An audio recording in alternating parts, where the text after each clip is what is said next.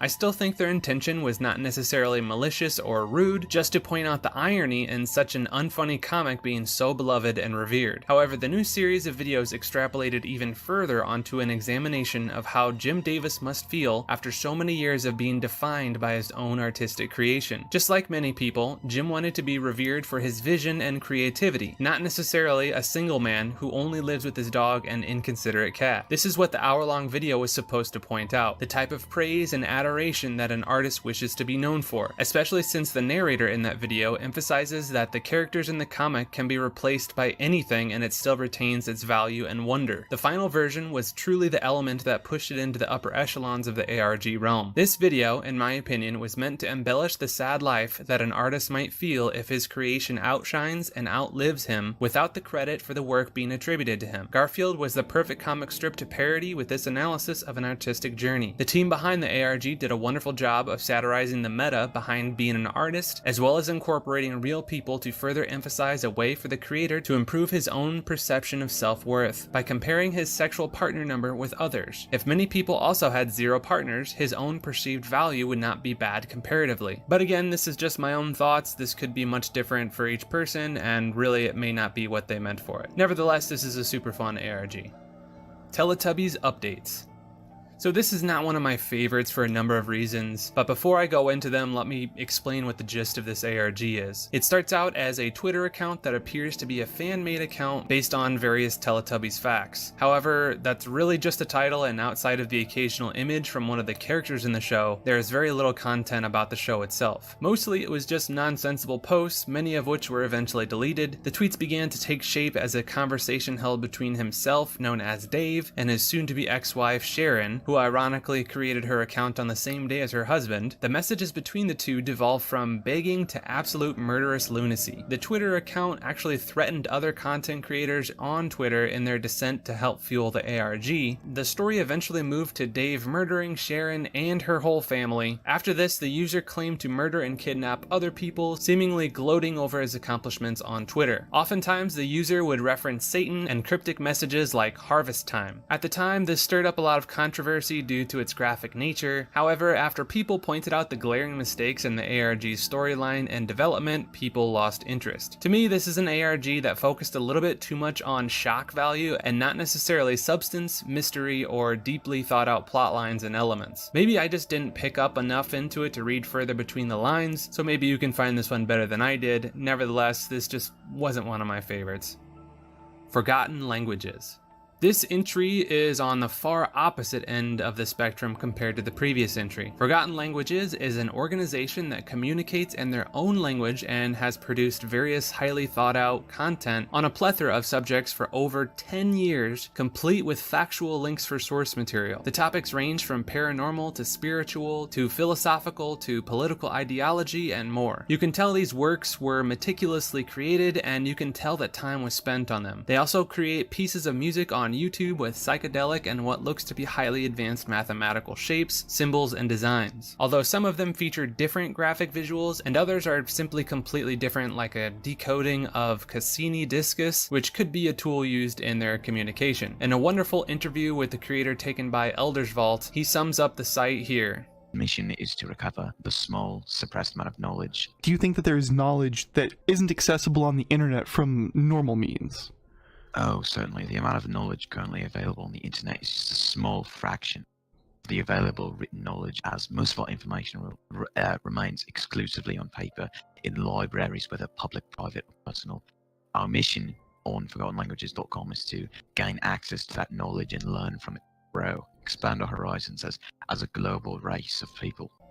Going on, we come to find out that there are 35 masters that contribute to the content of the website, and the followers of the master's teachings are able to consume that content and learn the wisdom that the master is sharing. He goes on to say that the language that is being communicated derives from a specific vocabulary that is necessary to communicate the information. He states that there are powers and effects behind certain words and sounds, much like a spell or incantation, and that specific sound is necessary to communicate an idea or concept concept, and there's a massive connection between sound, mind, and power. The interview is actually very fascinating, and I recommend checking it out. I'll put the link down below. The creator of Forgotten Languages seems to be very well spoken and stable in his delivery, making it sound very genuine and authentic. He also uses very sound reasoning in his answers. He goes on to state that the music that's being published via their YouTube is an alternative way to gain knowledge, as music is a very powerful way to induce altered states of consciousness that are required to access primordial knowledge. They might also use videos as a method of interpreting their text, as it can sometimes have multiple meanings. Upon being questioned on their values, he replies, Knowledge is what guarantees free will. Hence, we believe knowledge is freedom.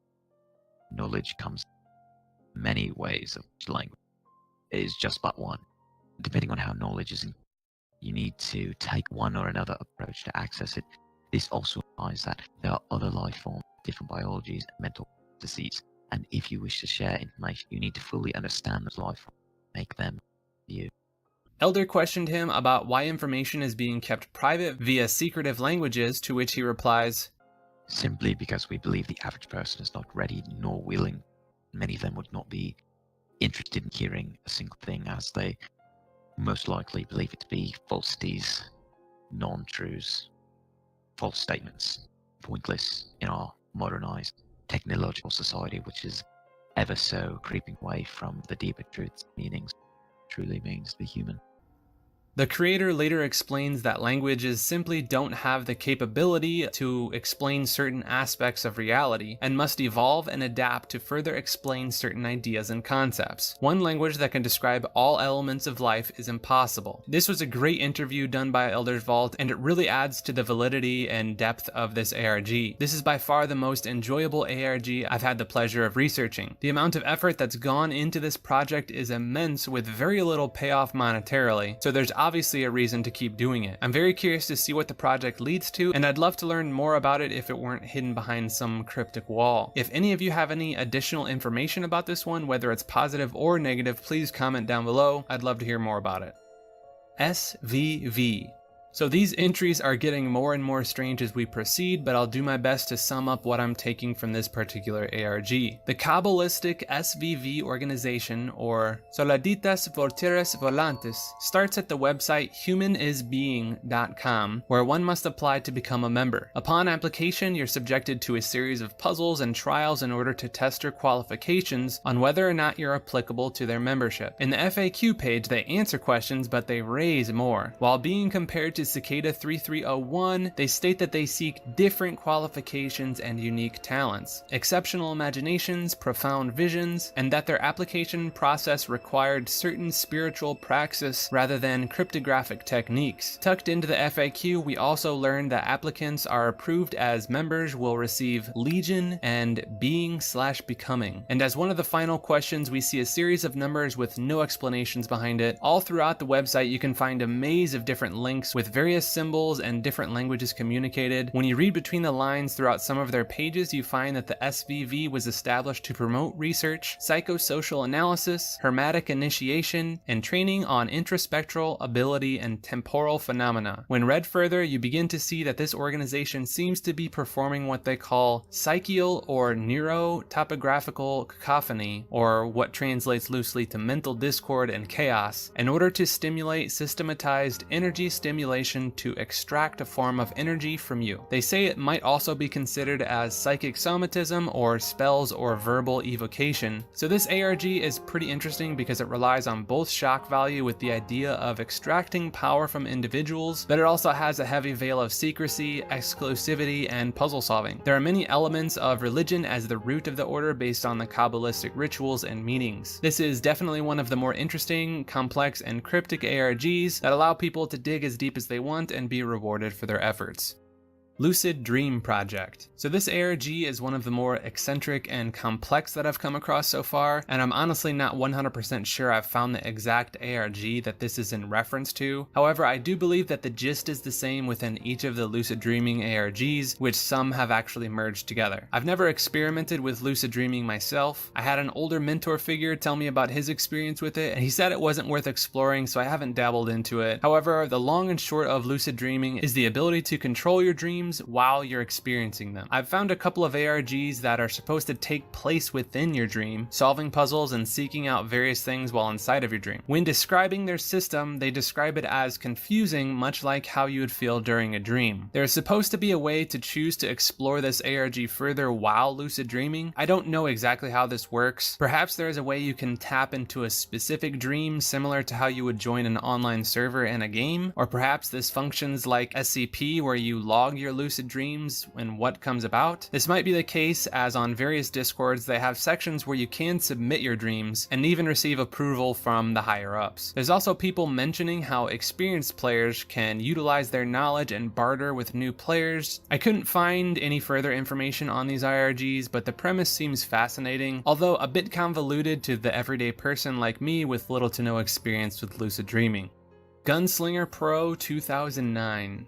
This ARG puts an interesting spin on things by placing the human element taking the antagonist role instead of the AI. There's only a handful of videos on this YouTube channel, and the clues to what's really going on are really not very apparent at first glance, especially if you're unfamiliar with Team Fortress 2, the game in which this ARG is constructed inside. It is structured to look like a content creator making meme and tutorial videos within the Team Fortress creator space. However, several clues indicate more is going on behind the scenes. Often throughout the videos, we see close-up clips of each of these ragdoll characters placed into the game. The faces on these ragdoll characters depict a horrified or pleading look to them, sometimes darting their eyes in panic. In the second video, it appears that the blue spy is breaking the ragdoll status and trying to get help through the video screen. The player quickly comes up behind the blue spy and zaps it out of commission before ending the video. In the following submission, you can see the player giving a tutorial on creating a mechanism that allows the ragdolls to appear as if they're moving. The ragdoll is taken on a ride and mocked as it flies behind the player's vehicle. The next video is a bit more confusing as it's taken from the perspective of a spider-looking creature crawling through a dark room. The player then finds him and the video ends. It could be presumed that the blue spy has been mutilated and attempting to escape. The next video shows a clip of a line of ragdolls being mowed down by a sentry gun. The first ragdoll that appears in the video has eyes that are darting back and forth in what looks like panic. The video of the ragdolls being shot down also has a low quality filter, making it appear as if it's some horrific act of murder like you see on various parts of the web. And the most recent video added to the channel shows a tutorial on creating a sled within his world. He takes one of the ragdolls with him on his ride down the snow mountain. At the end of the ride, it seems as though it breaks its ragdoll status, gets off the sled, and begins congratulating the player. Immediately, the player yanks the ragdoll, silencing it in the process. So the predominant theory for this ARG is that the player has found sentient ragdolls and is playing a murderous god, torturing them and rebuilding them similar to how Sid from Toy Story would treat his toys. This is an interesting premise for an ARG, but obviously there's not a whole lot of content to peruse through. If there were more to it, I think this would have a lot of potential to be so much more.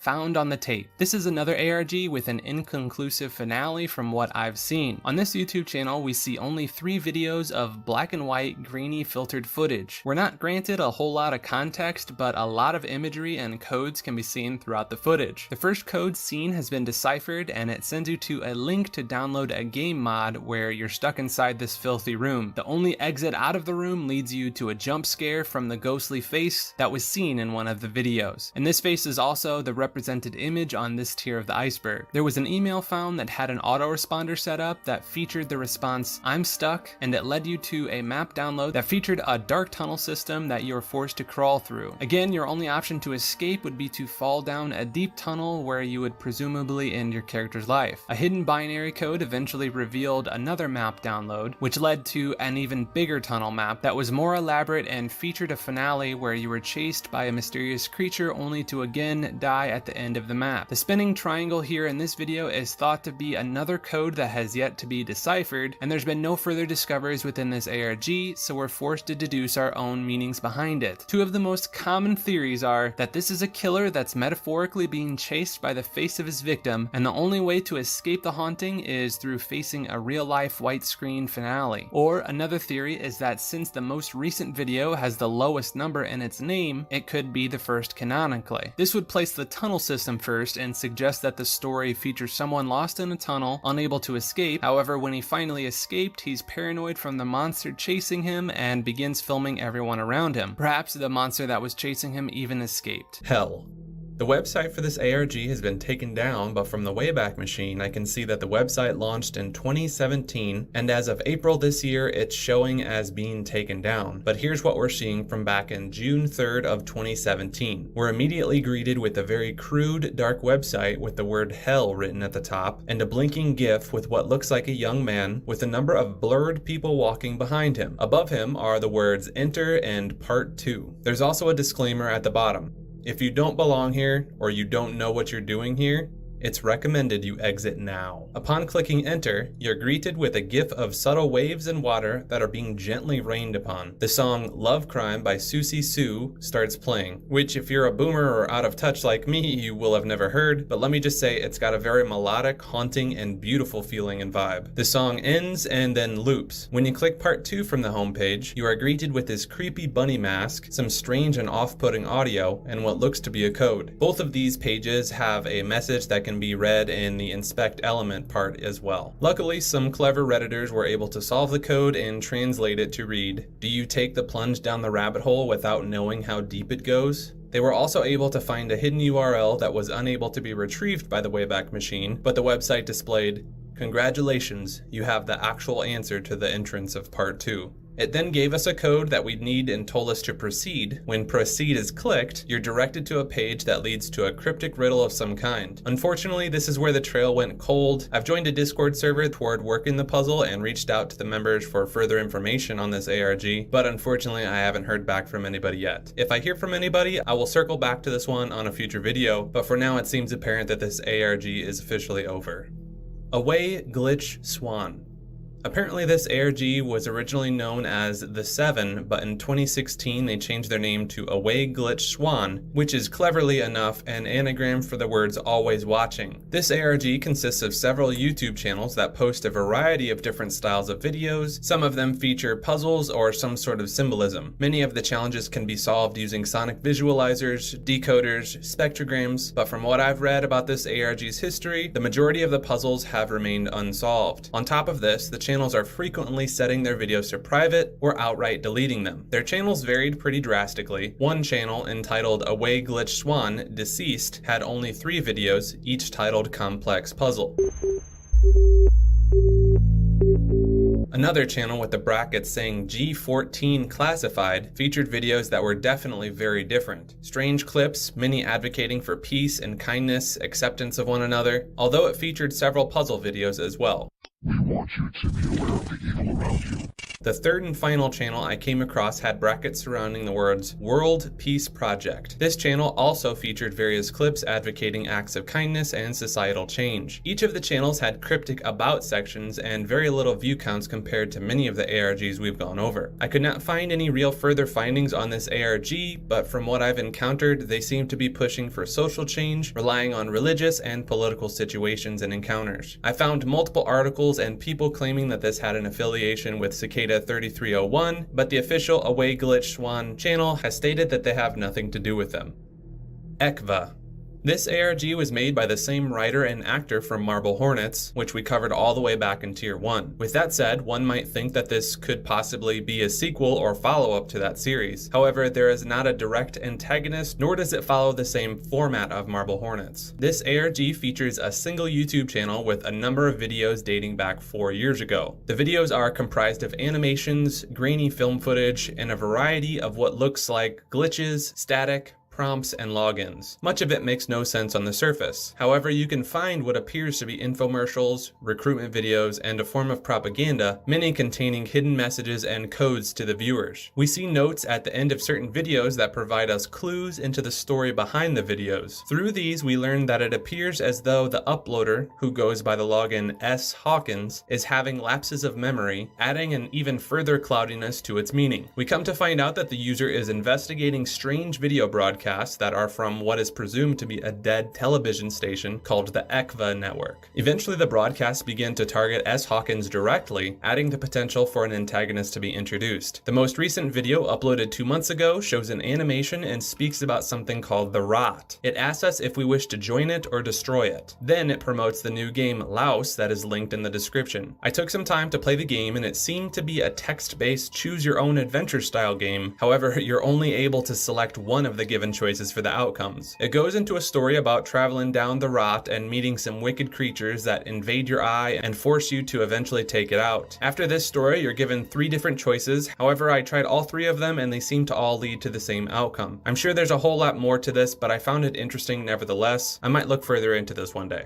Gmod 9 fan. Here's another ARG that's based in the game space. This time it's in Garry's mod instead of Team Fortress 2 like Gunslinger Pro from the previous tier. It's based on a series of videos that were supposedly released in 2006, however we can only find the channel that has since re-uploaded them in 2017, with the final video being released in 2019. The first 3 videos come off as just goofy videos that someone might make with creepy undertones throughout. I'm sure there are a number of different hidden meanings or messages throughout these videos. However, in the following 2 videos entitled Junk Footage Number 1 and Junk Footage Number 2, we see some interesting footage with seemingly no intended purpose like the first few videos have. The first video shows the user slowly placing lights leading into a dark room in the back of a building. It appears that they're afraid of the room. They hesitate to go in before finally mustering up the courage to explore it with additional lighting. The second video shows what looks like the user putting a bunch of AI against each other for his own entertainment. And now the following videos where things start to get notably different. This one is entitled How to Crash a Server Easy in Gmod 9. The video shows the user creating a cross and spawning a ragdoll to place upon it and burn via an immolation arrow. However, immediately upon setting fire, the game and what looks like the user's entire computer crashes, with some horrendous sounds in the process.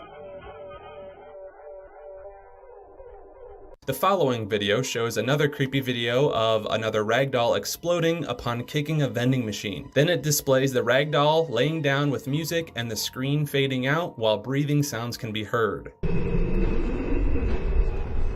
The following video is the continuation of the Junk video series. It shows the user jumping into a spinning object, and upon its death, the screen goes black for a short while. You hear flies and someone breathing speaking to you, before a loud and jarring return to the game with the character finishing its ragdoll death. The game is very dark and flashing even darker, with a blaring, dull siren sound being played in the background. The user first heads back to the building, but it appears that the situation has startled him and he quickly exits the game. The final video, simply entitled Done, features the user setting up a scenario where the ragdoll is frying some watermelon over a makeshift stove. However, as it's being set up, we begin to hear some low, eerie sounds, and we see the table beside him gets flipped over on its own. The user notices and watches, then slowly moves their cursor to the room he was afraid of. The user walls off the rooms and proceeds to another room in the building that he fills with hundreds of TNT barrels. After this, he sets them ablaze and runs away. The screen goes black and we see a face appear in the middle of our screen. The user respawns and returns to where it laid the TNT. The light turns on as they explore the room, only to find black and white checkered patterns leading into a pitch black room that absorbs the light. My favorite theory for this ARG is that the user unintentionally spawned a spirit within the game when he lit the cross on fire. From here, the spirit dwelled within the game until finally tricking the user into blowing the segment of the map he feared most, which essentially broke a hole in the game, allowing it to break free. You're about to like the video and subscribe. You're chuckling to yourself, nah, I'm good. But something inside compels you to click it anyway. Robert Heltman. This ARG is a YouTube channel that contains videos featuring what appears to be a dead body wrapped in garbage bags, referred to as Daisy. Each of the videos show the body in various situations where the presumed killer had to set it up in. The body enters the scene and eventually leaves it in a quick manner. Within the descriptions of the video, the user always refers to an us or we, suggesting that there is more than himself in this house. The name of this channel is actually the same name of a famous Australian actor and ballet dancer who died in 1986. There are speculations that this series is in reference to him, but I don't know if I personally see enough evidence to support a connection. Inside of Mine did a wonderful video on this ARG, and although he supported this connection, I don't personally see it being the case. However, I do see his theory on a possible relationship to Christmas being valid. There are multiple videos with reversed audio being played. That reversed audio is an old Christmas clip from Santa Claus in the 1920s called Santa in Your Phonograph. Even though parts of his analysis was because over the channel featuring 12 videos, 2 of them have since been unlisted. Nevertheless, Inside of Mind's theory holds a lot of weight. His theory asserts that this body is actually a spirit that works on its own free will, entering the house and exiting the house in its own way. You can see things happening around the body from time to time that suggest that this is the case, and it even seems to teleport in and out of shots upon entry and exit. The theory goes on to state that the video suggests that Christmas is dead and the body represents the spirit of Christmas, which has been turned into a capitalism and gluttony machine that we invite into our lives once a year over the 12 days of Christmas. There doesn't seem to be any additional context or sources for this ARG, so we're left to speculate from here. Roblox ARGs. So unfortunately, this vague entry was a bust. I found a few that were called Roblox ARGs, but they ended up being closer to Let's Plays than anything else, with no real depth other than a few kids playing on a game together and laughing. This entry definitely taught me about the side of low effort ARGs that can pretty easily turn people off to the genre as a whole. So I hate to say it, but I'm skipping this one. Waking Titan.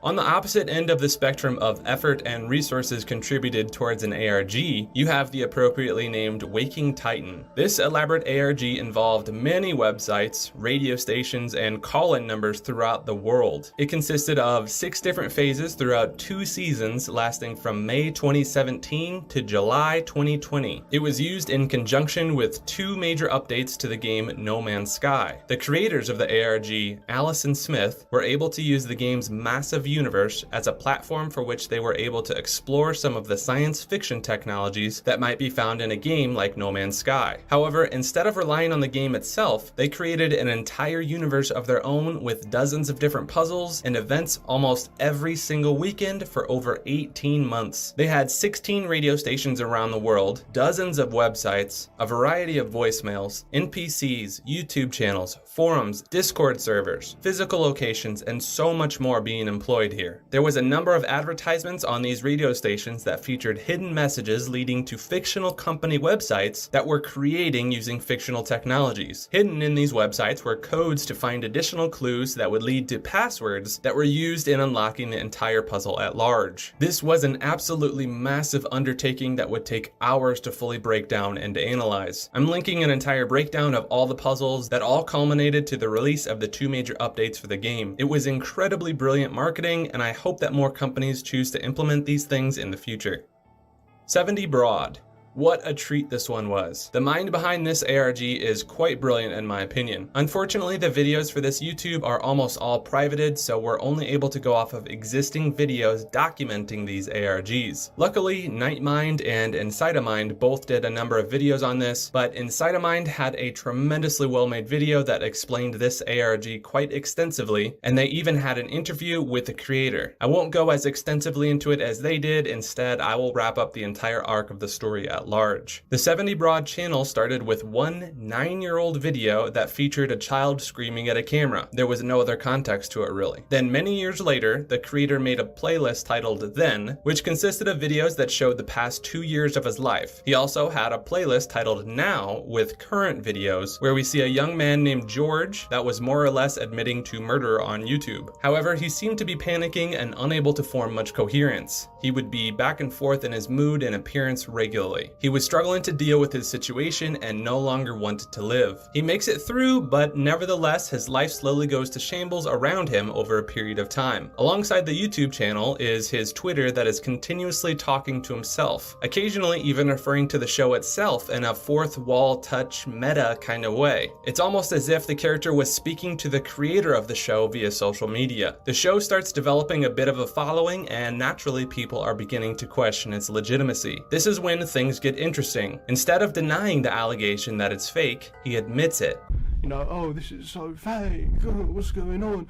And I was like, well, you know what, if people think it's fake, maybe I'll just come out and say it's fake and fuck with it. And immediately after he says this, he is forced to stop the show due to police involvement. He made an entire video over it and had plenty of proof for this because the police really were involved in his life. So there was no question in the show being a show. He then seemed to convert the channel into more or less a personal channel where fans of the series could interact with its creator, and they even reacted to the previously created show. However, the creator slowly starts to experience his his life fall apart, just like the character he had just played. He's kicked from university, removed from his housing, estranged himself from his family, and forced to live out of his car. And all of a sudden, he stopped uploading. It was at this point he decided to end the show with a bang. He agreed to an interview with Inside a Mind and explained everything. The creator actually created a show within a show. In the interview, he admits that the police were really involved and the university was aware of his YouTube, but they didn't kick him out. And he wasn't really living in his car. But eventually, it got to be too much for him, and he decided to explain what he had in his mind for how the show would end. It was essentially a Fight Club style situation where another character occupied his own mind with him. He had developed a character from his twin brother that had died when they were young, and we eventually come to find out that the video from 9 years ago was a video of his twin brother on the day that he died. I can definitely see why he decided not to pursue this ending, although I think it would have been a pretty awesome finale. It probably would have been difficult to pull off, especially with limited resources. It was also quite brilliant of him to agree to be interviewed by a YouTuber. This allows him to get his credibility for future projects. Instead of leaving things hanging, he's capitalizing off of his efforts. For all we know, he's working on his next ARG right now.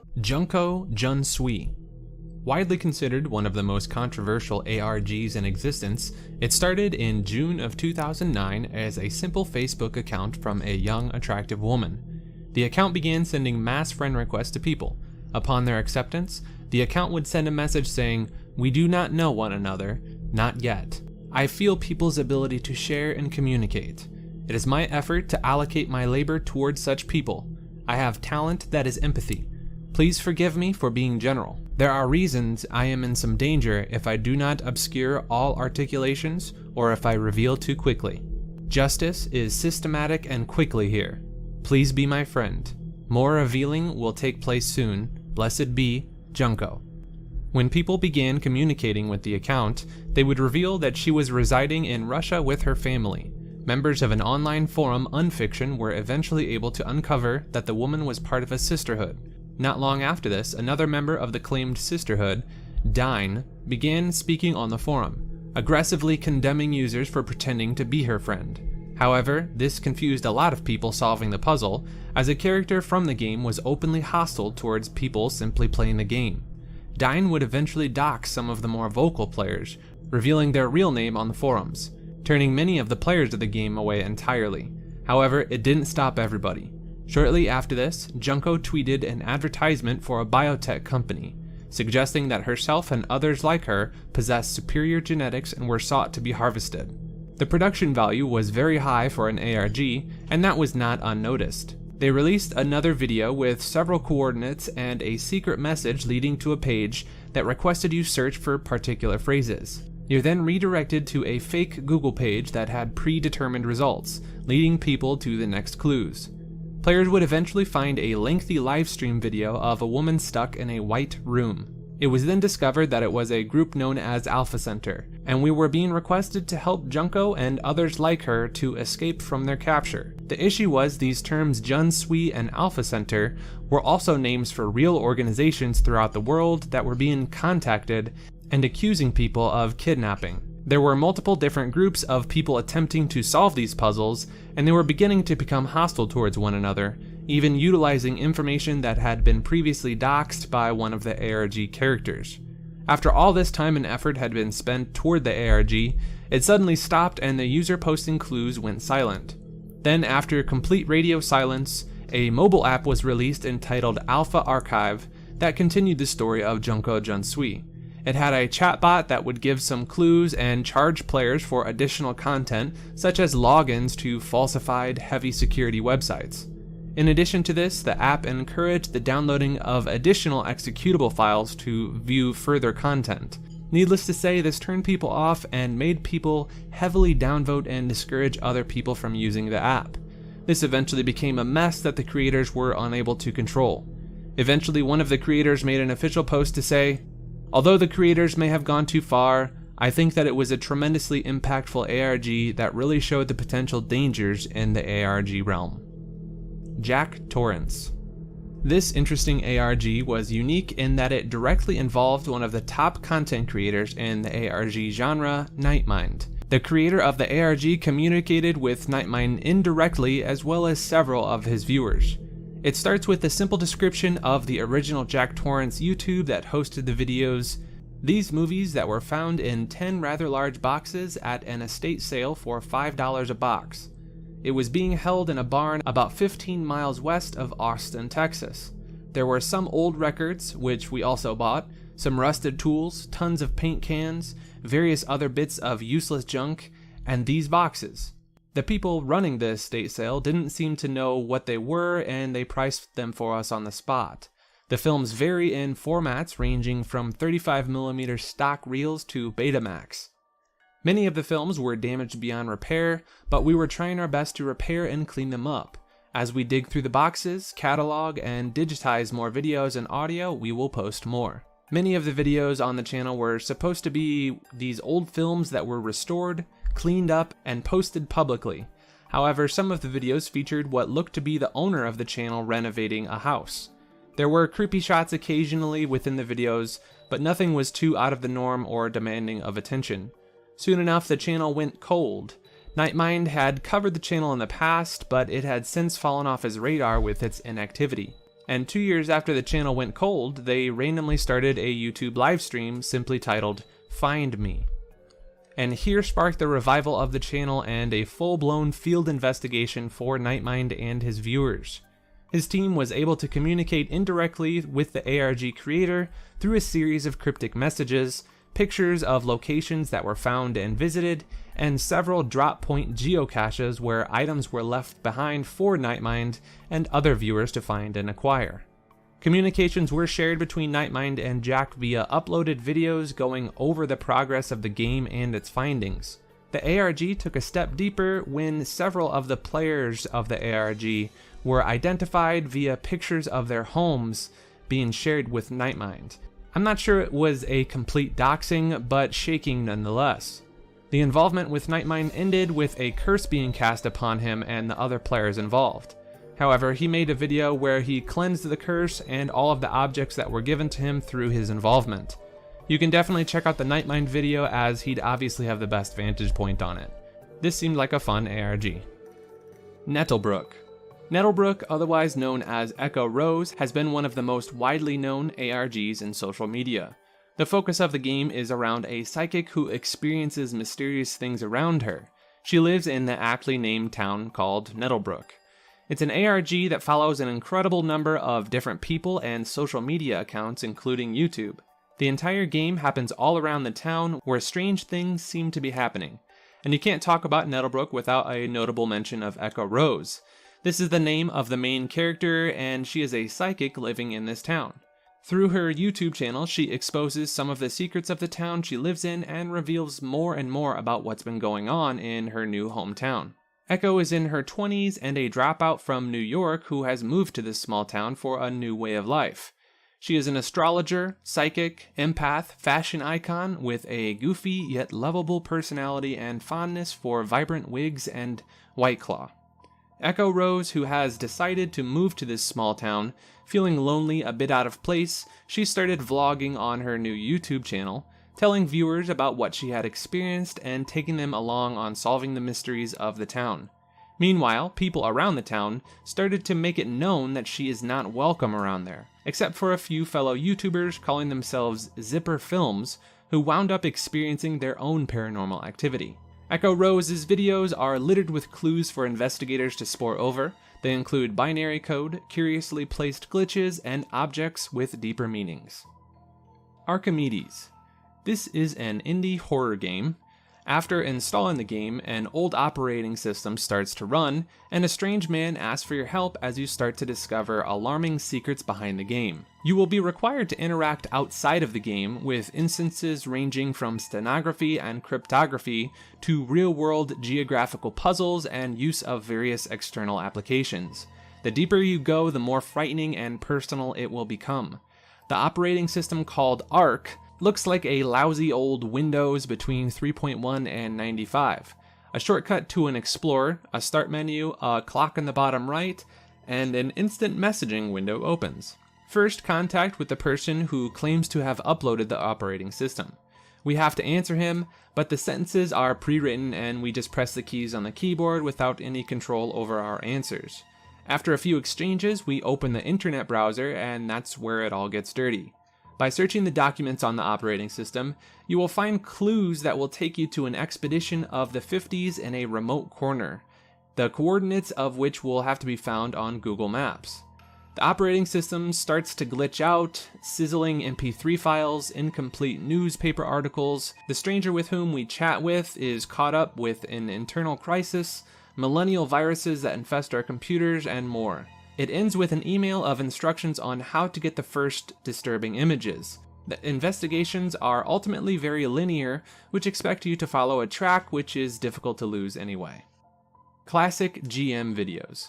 These are an older ARG/creepypasta channel about Gmod 9 player who is stalked by an unknown entity in his single-player sessions. The ghost is the mysterious antagonist of the classic GM videos. It is a being that haunts the player during their videos. There are several messages found throughout here, and it lives up to its name as the classic GM videos. This room does not exist. In this ARG, two friends named Abigail and Ryan become tangled within the web of testing out a new futuristic VR technology. The main focus would be the two prominent characters, and an upload titled Archive 1. The upload sets us off with Ryan front and center filming a series with Abigail. The upload then begins to glitch, and we see a very troublesome scene where Abigail is running from someone or something. Archive 2 takes place from the interior, where Ryan and Abigail are at a coffee shop. The two are approached to test out some futuristic VR technology for some random company. It isn't long before the two find out the nefarious means that were actually behind the VR technology. This is a pretty straightforward ARG, and there isn't really too much to it, but it is a very fun concept. Omega Mart. Omega Mart is an immersive, interactive art project / experience. It has a physical location in Las Vegas. It's an art installation, but it is filled with clues and puzzles as well as the storyline surrounding its parent company, Dramcorp. The Dramcorp website has a login that requires a password. When you are at the physical location, if you ask an employee, they'll give you a keycard to access their computers for your further investigation. The art installation is littered with scattered books and pieces of story, which are supposed to be clues to solving the puzzle of the ARG. Post content. This is a horror-based ARG. It is a series told from the point of view of a young Danish man named Peter. Peter is trapped inside a house that is filled with all kinds of demons, monsters, and other terrifying creatures. Peter is a very unreliable narrator, and it makes it difficult for the viewer to really know what's going on, or at least in the most intriguing way possible. From the beginning, it is established that Peter is trapped in this strange house that's crawling with demonic beings intent on harming him. It becomes clear that he suffered from some sort of traumatic event and lashed out at another person. Now he must deal with the loss and tragic murder of a friend. As he deals with his loss, things get more complicated and more mysteries are uncovered. The demons are frightening, terrifying creatures that truly show how far homemade special effects can go. So, should you trust Peter or not? Pizza Time Pizza. This is a black comedy about a strange pizza place that is definitely not a cult, starting as a series of bizarre ads before growing into a story. It includes a separate website with secret videos and some leaning on the fourth wall here and there. The series was made by Alex Bale, a YouTube filmmaker who mainly produces black comedy shorts, and they are fond of making weird commercials and ads like this one. This extended to a good number of episodes and has only recently completed its saga. The Outsider 110. This ARG is full of encryptions. It's focused around a killer in a city. After solving mysteries in his previous videos, he posted a new one. He doesn't release new ones unless the current one is solved. He normally uses ASCII or hexadecimal to encode. This ARG is the puzzle solver's paradise. They won't release additional content until the previous ones have been completely solved. Everyman Hybrid. This was a Slenderman-based YouTube ARG that also makes use of the Rake. This is the third largest and second longest running major Slenderman series. It takes heavy influence from Marble Hornets, but over time has taken more of its own course. It makes the heaviest use of fan interaction among the 5 major ARGs through use of interactive games, Twitter, interaction with Slender blogs, live streams, and meetings with fans. Currently, it has 84 episodes and 6 hidden videos, which were most likely added by the series' main antagonist, Habit. This ARG is chiefly responsible for forming the modern mythos of the Rake, and secondly responsible for forming the more modern mythos of Slenderman. The series was eventually concluded with the video Introductions on January 1st, 2019 after a run of 8 years. Everyman Hybrid was created originally as a health video vlog by friends Vincent, Evan, and Jeff. Later appearances are made by Jeff's brother Alex and Damsel. The 3 originally intend to prank the audience by creating a fake Slenderman and placing it in their videos in obvious places. However, after episode 6, things go south as the real Slenderman appears in Evan's house.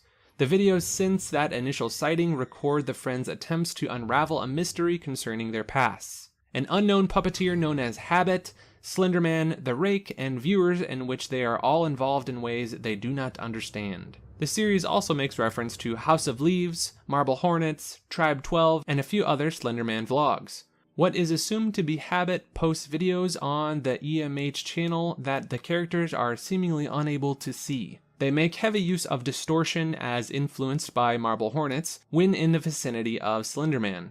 This is the first series to connect multiple creepypasta entities and media, though including the Rake, possible references to Candle Cove, having an appearance and references to House of Leaves, and being intertwined with at least one Slenderman blog in its plot.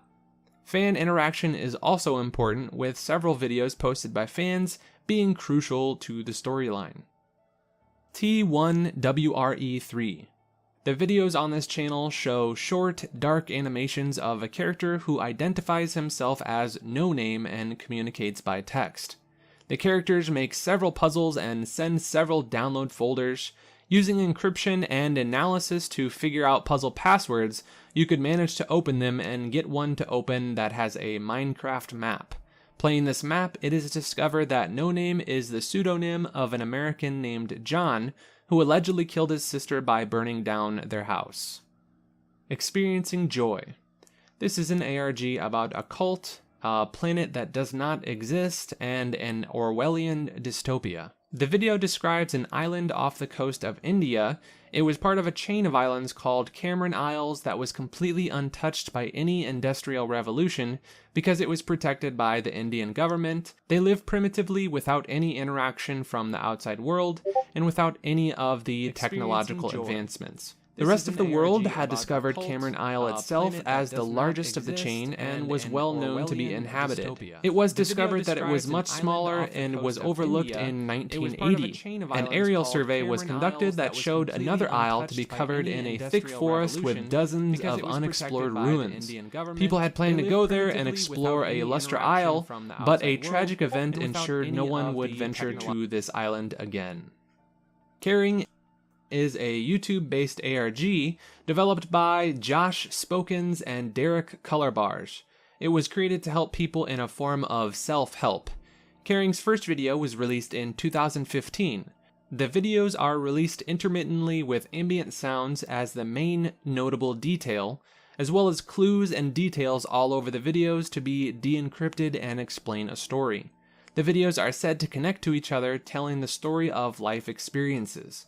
The last video was released around March 2016, and Josh came and expressed the decision to stop the channel and explained a couple of clues that were in the previous videos. WKAL. This is another YouTube-based ARG with all of its content coming from a YouTube channel called Kyle Wall. The first video was in August 2017 titled Pepsi Fire Review Que. At first, the channel looks like a regular YouTube channel, but after watching several videos, you'll discover a pattern in the way the videos are made. The videos are a series that go on with a pattern introducing the video, like something that is to be advertised or talk about only to make funny and weird statements that do not justify the title. The video series is still on and had its most recent video in August of 2021. 9A13D514. This is a since-deleted YouTube channel that left a series of comments on various videos in 2018. Their comments were always a series of dots and dashes which were eventually converted into Morse code. When users compiled the comments, it translated to a story. The faceless girl is watching, the faceless girl is smiling. He is waiting for the drizzling rain to halt and for the purple 8 clouds to fade. She will undo the rot and wipe the spirit dreams away. The faceless girl rots no more because she lives. The channel only had one video that featured garbled footage of a game called Two Who. One of the characters featured in their video actually didn't have a face either, so the faceless girl from their comments is thought to be in reference to her. It is believed that these two people were the characters that were originally designed to be in the game, but were cut due to time constraints. Not much is known other than this. At Destiny5591. This is the handle of a mysterious Twitter account tweeting clues that indicates they have been taken and need help. The first tweet was in March 2021 and it goes, "Just talk with me. Anyone? I won't harm you." The tweet went on with replies and further conversations with another account with the handle @RhythmDetective, who is believed to be involved with the ARG. @RhythmDetective is a bit skeptical and suspicious and asked in one of the tweets if everything was alright. They noticed a pattern in the tweets of Destiny, and they go on to ask if it was deliberate and if there was any reason for it. Destiny's later tweets form a coded message capitalizing some letters which ultimately reads, "Send help."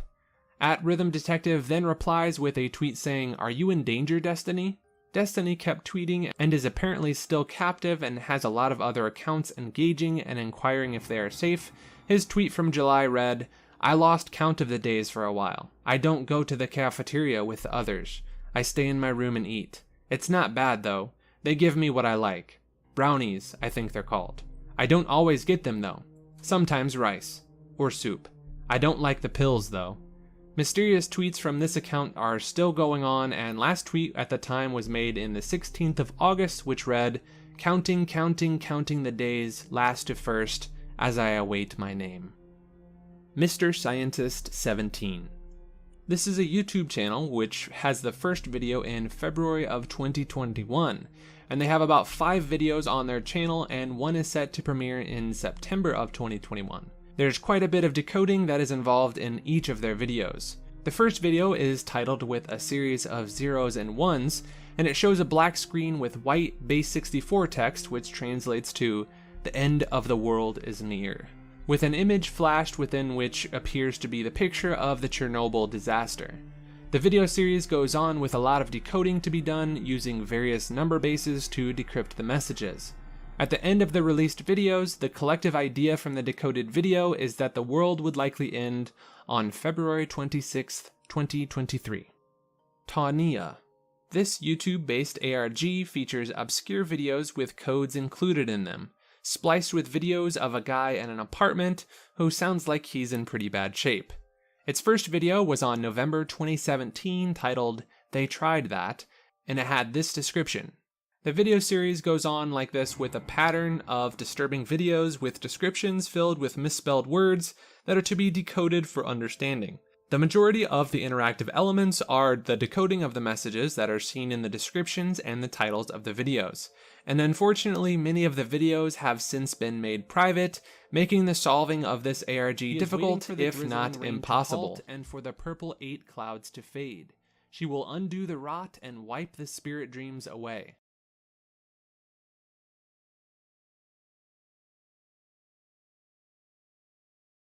Hey, what's up everyone? Sonic here. Excited to be with you all for our 4th ever Twitter takeover. You can ask me any questions you've... sorry, one sec. Yeah? Hello? Oh, Tails! Hey, Sonic. I heard you were doing that Twitter thing again. Can I join this time? Of course. You didn't invite Knuckles, though, right? Nah, just me. But, I think Eggman was actually waiting outside. Surprise!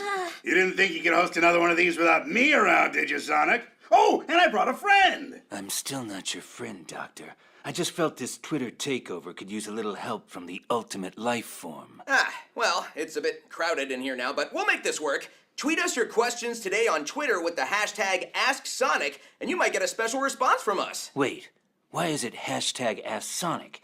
I think it should be hashtag Ask Shadow. Or hashtag Ask Eggman. I do have a PhD. Or hashtag Ask Tails. I know all sorts of stuff. Guys, Everyone's really smart. guys, it's just hashtag Ask Sonic, okay? You can all answer, don't worry. The answer I don't have hashtag is not gonna come into me. So send us your questions here on Twitter for the next 6 hours, and you might get a response from us. Until then, see ya! It really should be hashtag Ask Shadow. Let's see. Here's a question from Sonic Guy 001. He says, Tails, what's the greatest thing you've ever invented? Oh, the greatest thing I've ever invented? Oh, man, but there's so many.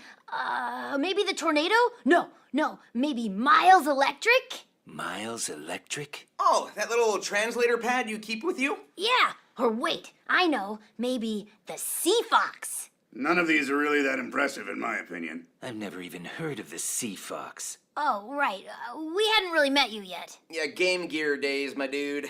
Tails is responsible for the death of so many batteries. Well, thanks for your question, Sonic Guy. Between us, I hope my best invention is yet to come. Tasani Kuchai asks, if I pronounce that name wrong, change it. Anyway, they ask, Eggman, do you have any hobbies? If so, what are they? Huh, this should be good. Ooh, I like this one. Let's see. My hobbies include long walks on the beach, creating robot armies, and, of course, conquering the entire planet you live on. Seriously, can you really call it a hobby if it's something you fail at every time you try it? Are you talking about him conquering the planet or the long walks on the beach, Sonic? He means both. The doctor spends far too much time indoors. I do not. I get outside all the time. You guys stop ganging up on me. Anyway, thanks for the question, When I take over this planet, unlike these three, you'll be on my good list.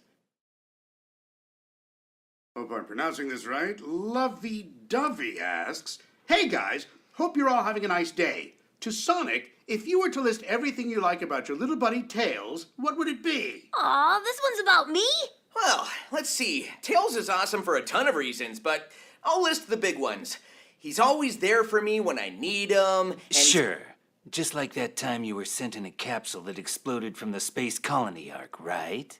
Oh, right, I did do that. Hey, no, And plus, he's always optimistic, he's a genius mechanic, and I know he always does the right thing. He once even saved all of Station Square from Eggman. I mean, you know. I wasn't really trying, you know. So, anyway, those are just a few of the things about Tails that I think are great. You're the best, man. Oh, thanks, Sonic. I think I'm going to throw up. All right, here's one. @Blue/, asks, who's the best driver between all of you? You can only choose one. Is that really a question? It's well known that I'm the best driver in this room. Oh, no, you aren't, Shadow. You may be fast, but I can outsmart you any day. Didn't any of you guys watch Team Sonic Racing Overdrive? Tails and I clearly won because we worked together. Yeah, it's all about the real superpower of teamwork. I was winning. You were all slow and had to rely on that Team Ultimate to save you. You know, it's strange, but I really don't have much recollection of what happened after that race. Oh, yeah, that's, probably for the best. Should we tell him? No way. Here's one. @Colors and Mayhem asks, what are some of your favorite snacks? Oh, wonderful timing. We've just arrived at today's Twitter Takeover sponsorship. Here, Sonic, read this. Wait, do we really have to... Come on, just read it or I don't get my free mini fridge. Fine.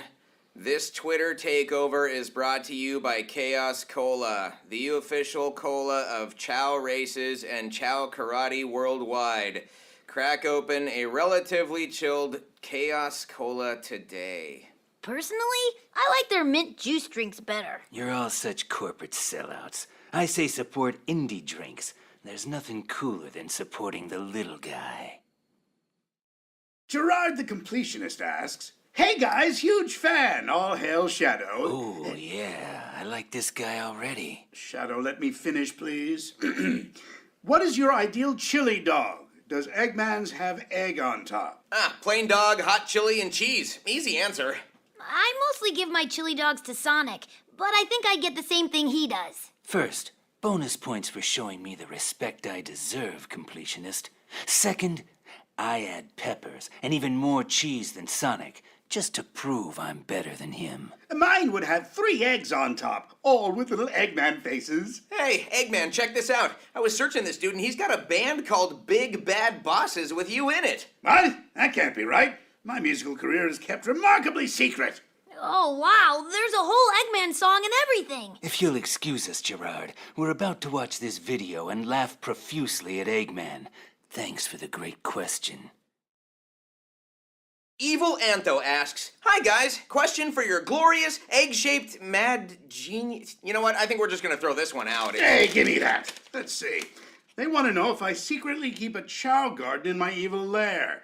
If so, would you please share your secrets to Chow Care? Eggman, you have a Chow garden in your evil lair? What? No, I wouldn't do that. Even if the evil ones are surprisingly cute and understand me on a psychological level far deeper than anyone else ever could. Doctor, last time I was at your lair, I could have sworn I saw little Chow toys all over the floor. No. Those were tails. What? That is not true! Anyway, thanks for the question, Evil, but I most definitely do not have a bunch of secret evil Chow in my lair. Cut the light! At Slashclaws asks, Eggman, have you ever used your tech for a non-evil purpose? Good question. But of course, Slashclaws. I did help save the planet from a falling space colony once. Yeah, but to be fair, you also kind of started all that. Okay, then how about, I once used it to stop the Deadly Six from also destroying the world. Yeah, but that was using your creation, Eggman. You started that one too. Okay, wow. You guys are just really being mean to me here. I'm not that evil. Don't trust anything the doctor says, ever. That's my motto. I agree. I just can't win with you people. Thanks for the question, Slashclaws. Oh, I got a fun one here. Molly-a-Source asks, sorry if I said that wrong, huh? Sonic, what is the key to your positivity? What makes you so optimistic 24/7? Yes, please tell us so I can finally put into words what bothers me about you so much. Hey, Malia, great question. And, ignore Shadow. He's just grumpy because he hasn't had a question in a bit. So, what is it that keeps you so positive all the time, Sonic? Easy. Part of it's my friends, like Tails and Knuckles, and part of it is knowing that no matter what, we can always overcome whatever life throws at us. Ah, how adorable. And remarkably cheesy. Well, he's right, though. Everyone has bad days and rough times, but I think it always helps to know that even if they're rough, things are going to get better someday. Thanks for the question, Malia. You too, Malia. All right. At Gushers asks, yes, hi, Sonic, sir. Wow, so formal. Why do people always send me this? Oh, and there's a picture here. It's a picture of you, Sonic. Whoa, looks like an old one. What is this, the Dreamcast days? It's a little picture of you saying, I like Gusher. Wait, I know what this is. Leave it to me, Eggman. I've been waiting for this moment. Silence, Brand. Whoa, guys, chill out. I like their Twitter. Thanks, Gushers. P.S. If you want to send us any free samples, my workshop's address is 101 Mystic Ruins Lane, Suite... Tails, you're doing it again. Stop being a corporate sellout.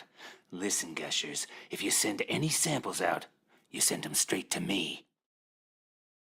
Thomas Capella asks, to everyone except Shadow because he already answered, what's your favorite anime? Oh, mine's a bit dark. You might not like it. It involves the ghouls and the like. Ha! Mine's easy. Sonic X! Not that I'm biased or anything. How about you, Tails? I like the one with the kid who becomes a hero. One for all! Mine's still the one with the girl and the scissor blade. It's the greatest anime of all time, and none of you will ever change my mind. At Kimiko asks, hey, Eggman, where do I sign up to join the Eggman Empire? Is there a paid internship program or something? Asking for a friend. Whoa, Kimiko, let me stop you right there. You really don't want this internship, trust me. Hey, I could use an intern. I mean, I couldn't pay you in anything but gold rings, but... Would you two stop trying to poach my new hires? People wonder why HR can't find quality candidates, and now I realize it's you two. Kimiko, I don't pay my interns because it's the most evil thing I can do. But I'd be happy to have you join the Eggman Empire. Between us, I recommend going your own way. You don't need Eggman or Sonic and Tails.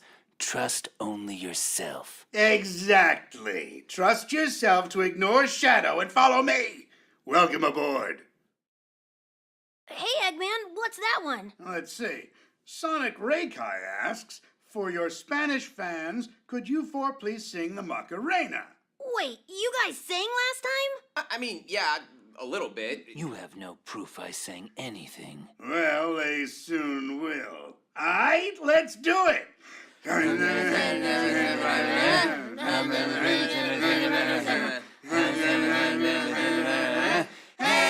Macarena! My boyfriend.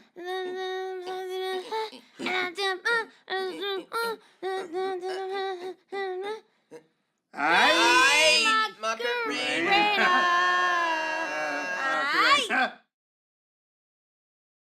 I like this one. Brandon Santiago asks, to Shadow, if you're the ultimate life form, how come you need your rocket shoes to run fast while Sonic doesn't? Ooh, he's going right in with that one, isn't he? Yeah, Shadow. Why do you need rocket shoes to run fast? What a presumptuous question from this Brandon person. I'm not just fast because of my rocket shoes, Brandon. I'm the ultimate life form, and you would be wise to respect my power. Whoa, he's actually getting a little angry. Do you think he's upset because it's maybe a little true? No, it's not true. Tails, you couldn't even come close to beating me if you tried, especially if... Guys, why is Shadow glowing red? Especially if I... Oh, no, I've seen this before. Chaos? Oh, Blast! Dark Necro Dizzy asks, hey Sonic, what do you do with all the golden rings you have collected over the years anyways? Yes, what do you do with those, Sonic? He doesn't have that many. I normally knock them all out of him. Really? Good question, Necrodizzy. I save a lot of them, but I do spend a good amount on chow and power-ups too. And I use some to fund my creations. I donate all my gold rings to those in need. Check out Global Giving, St. Jude, and Extra Life for some great places to send your gold rings to. Shadow's a philanthropist? Who knew? Thanks, Negro Dizzy. Lucky Paola asks, Dear Sonic, Tails, Shadow, and Dr. Eggman, what do you eat for breakfast? Oh, hey, they drew a little image here. Oh my gosh, this is so cute. Oh, hey, that's me on the right there. Am I flipping eggs or pancakes? Well, it's gotta be eggs because you're Eggman, right? Well, sure, but I actually really love making waffles for breakfast. Am I drinking tea or coffee? Do you drink a lot of coffee, Shadow? No, I just eat the beans straight. Didn't you listen to the last Twitter takeover? Tails, we've got little breakfast chili dogs, I think. And this is my new favorite art ever. Thanks, Lucky Paola. At Recco the Dark asks, well, Eggman, would you sell TV products? What would be the first one that would occur to you? TV products? Well, that's easy. I've got so many wonderful products I've made over the years. All of them remarkably dangerous and definitely not safe for TV. Oh, that's not true, Tails. I built the Hedgehog Trapper 9000, which is only dangerous if you're the one being trapped. That one has saw blades. Purely decorative, don't worry. And I'm working on this neat design for a new metal Sonic, where he's got rockets on both his hands and feet. Wait, whoa, this still sounds really dangerous. Oh, no, not for the people on TV, don't worry. Only dangerous for you, Sonic. Recco, I don't think we can legally allow Eggman to keep talking, so I'm going to cut the mic here. Thanks for your question. Oh, hey, the Sonic Stadium, oh, nice fan site name, guys, asks, many of our readers want to know, what is the secret to growing such a fine mustache? Wait, is that for all of us or just Eggman? I've got this, don't worry. Listen, the secret is quite simple. First, you need good product. I use a firming gel called Adam and Sven. Then, you use a comb and also carefully trim it to become impeccably stunning and handsome. I wonder what Eggman would look like if we shaved his mustache off. Oh, no, trust me. You really don't want to see it. I agree, Tails. Maybe we should shave it off right now. Shadow, no, please, guys, listen, I just... Hey, grab him, quick! No, get away! At the Hassman Wyatt asks, What is your all-time favorite memory? Oh, I like this one. For me, probably that time we all saved the planet together. Well, the one with the bio-lizard, anyway. My favorite memory is meeting Sonic for the first time. And after that, my adventure on Cocoa Island. My favorite memory was finally beating Sonic, even though it happens all the time. What about yours, Shadow? My favorite memory was being dead. Wow, okay, that got dark. Hyper Potions asks, what's your favorite Team Sonic racing track? Oh man, we have to pick one? But I love so many. Do they mean track or musical? Aren't these some of the people who worked on the game's soundtrack? Hey, I know these guys. Hyper Potions also made the trailer music for Sonic Mania. Well, to answer your question, Whale Lagoon for me. Personally, my favorite track is Final Fortress. Mine is Boo's House. I love watching Knuckles get scared of ghosts. Okay, then mine would be Sky Road. There you go, Hyper Potions. Oh, and special thanks to the other musicians who helped make the soundtrack so amazing, too. Yeah, like June Senaway and Crush 40. And T. Lopes. And Tyler Smith. He also made the theme of Infinite, which I enjoy very much. And Torian and the Chemists. Thanks for the question, Hyper Potions. At Smooth22_Sonic asks, what's Shadow's favorite place to go shopping? It's gotta be that store with all the edgy clothing and goth stuff. Was it Lukewarm Topic? I bet it's the Halloween shop down the street. I saw him wearing a cape once. What? Well, those are both fine establishments, by the way. But I do my shopping at the local convenience store. It's called Maria's. Wait, Maria was... Oh, wow, sorry. I didn't mean to, No, it's fine.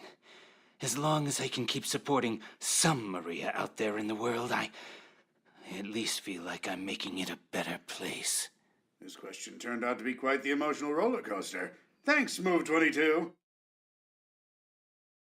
At Menno asks, hello, Shadow. What would your ultimate day look like?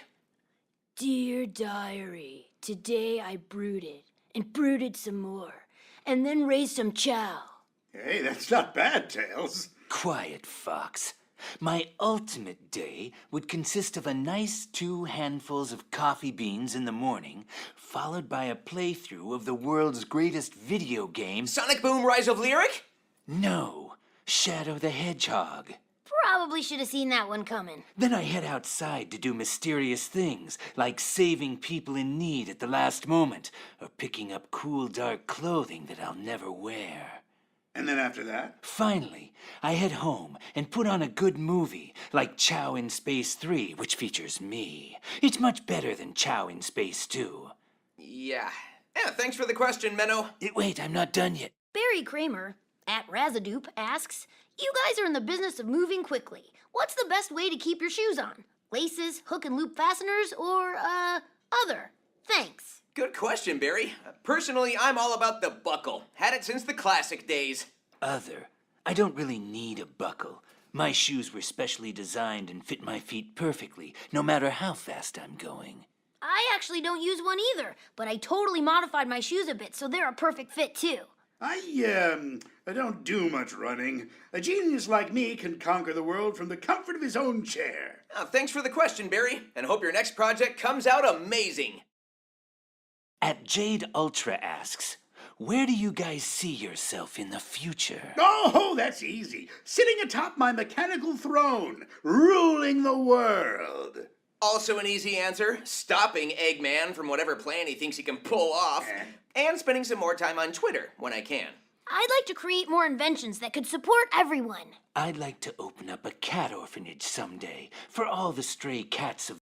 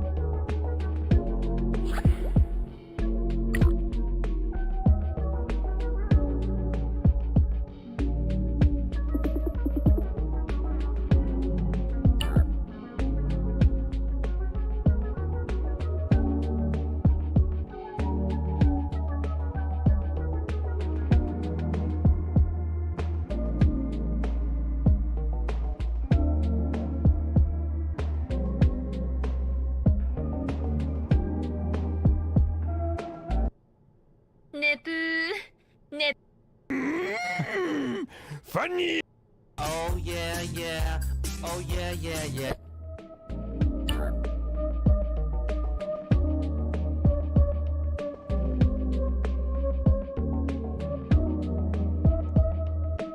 Oh yeah, yeah.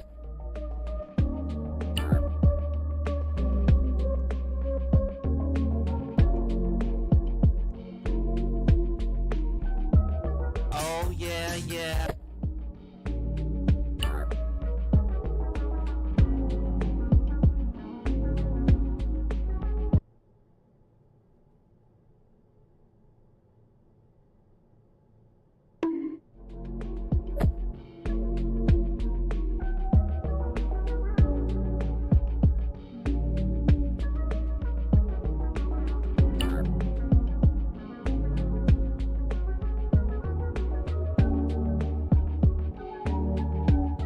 Oh yeah, yeah. Oh yeah, yeah. Oh yeah, yeah, yeah, yeah.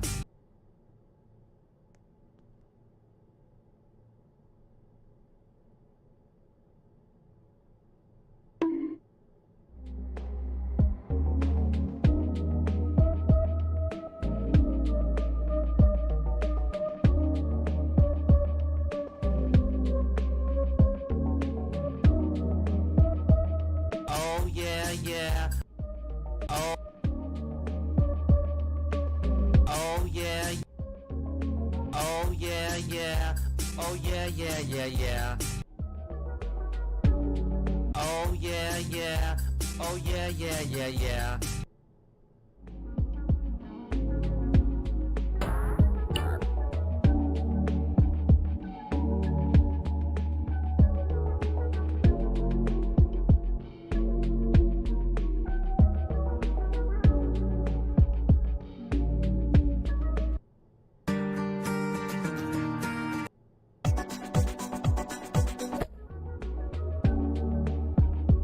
Oh yeah. Oh yeah, yeah. Oh yeah, yeah, yeah. Oh yeah, yeah. Oh yeah, yeah, yeah. Oh yeah, yeah.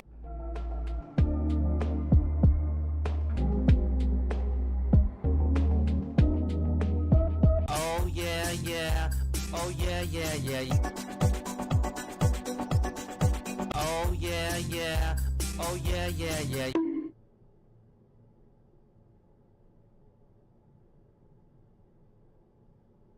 Oh yeah, yeah.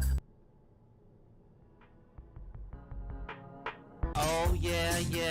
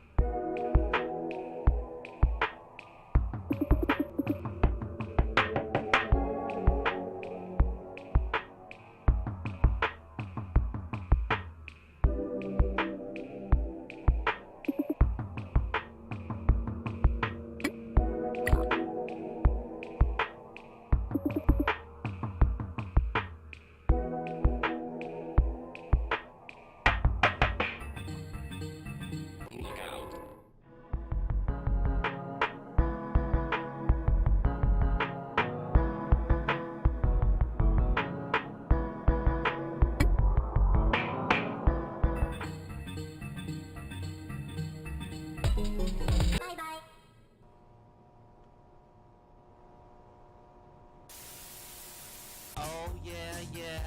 Oh yeah, yeah, yeah. Oh yeah, yeah. Oh yeah, yeah, yeah.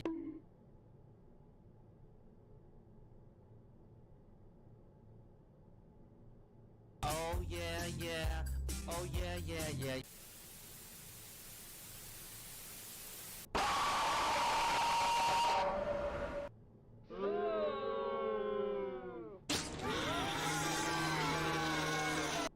Yeah.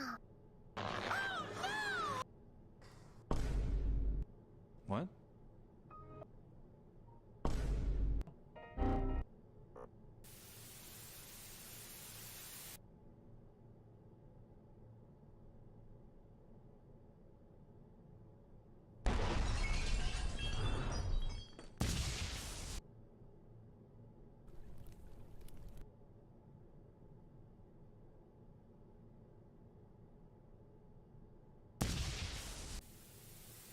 I always come back.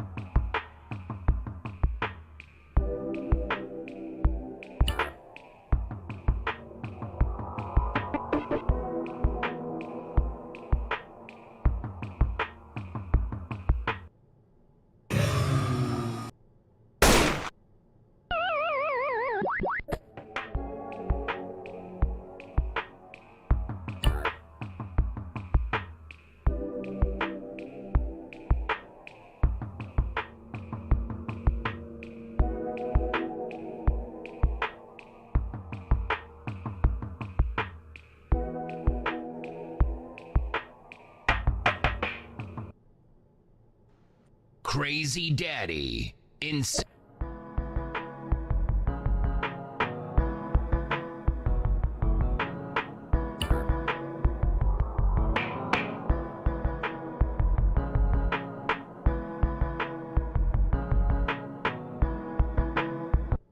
Please stand clear.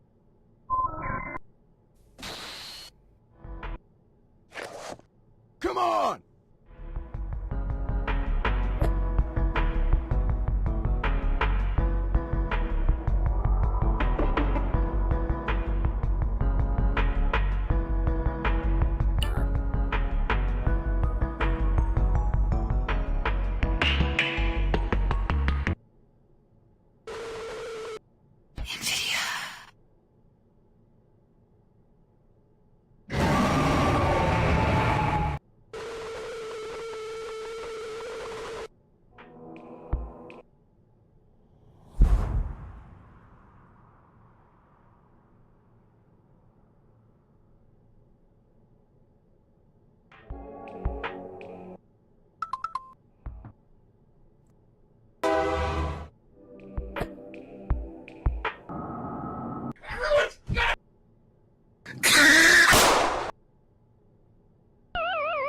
Crazy. Come on!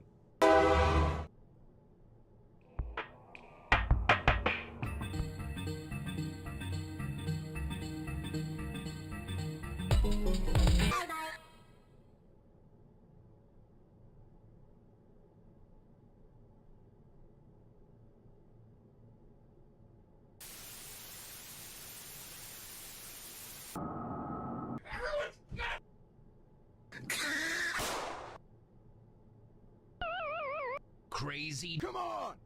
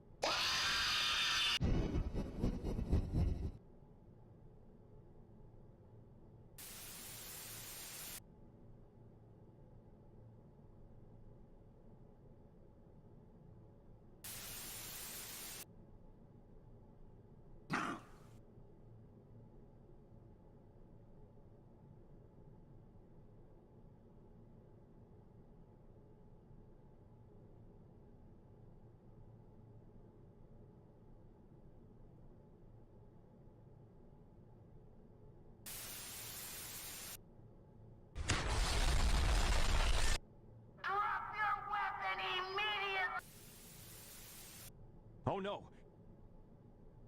Any beans or peas? Any beans or peas?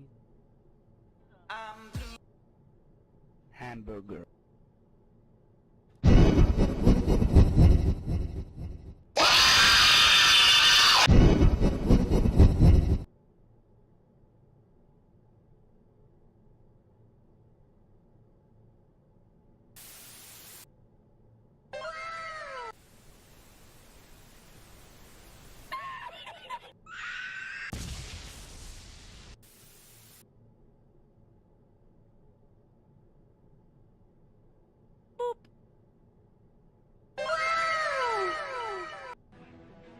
Oh, hell no! Oh yeah!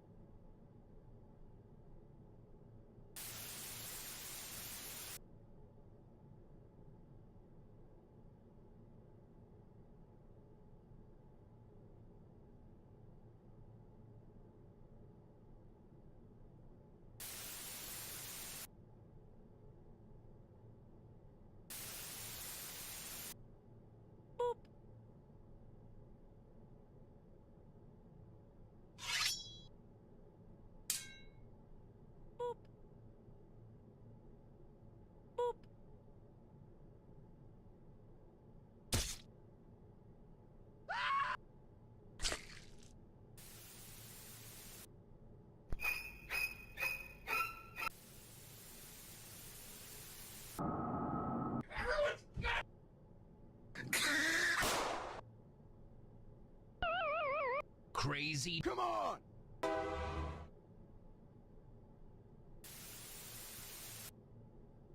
Do you want to play a game? Are you?